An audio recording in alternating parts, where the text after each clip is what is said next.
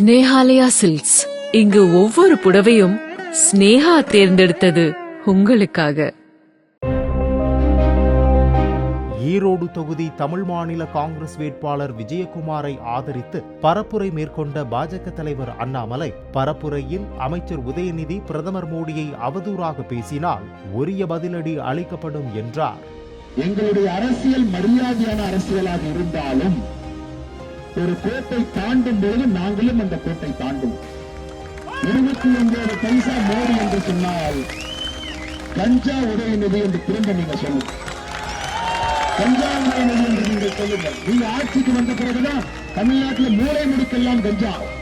தமிழ்நாடு வளர்ந்திருக்கோம் இல்லையா, கஞ்சா விற்பனை வளர்ச்சி அடைந்திருக்க. இதை பற்றி பேசுறதுக்கு முதலமைச்சர் அவர்கள் என் மீது வழக்கு போட்டிருக்கார். சென்னையில் அவரே என் மீது வழக்கு போட்டிருக்கார். அது கஞ்சாவுக்கும் முதல் குடும்பத்திற்கும் தொடர்புன்னு சொல்லிட்டா, அதனால அவருக்கு மானம் போயிடுச்சு. அந்த மானம் இருந்தா தாங்க ஐயா போகணும். 20 ஆண்டு காலமாக என்ன மானம் எனக்கு மானம் எதுக்கு போச்சு?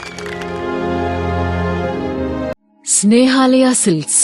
இங்கு ஒவ்வொரு புடவையும் ஸ்னேகா தேர்ந்தெடுத்தது உங்களுக்காக.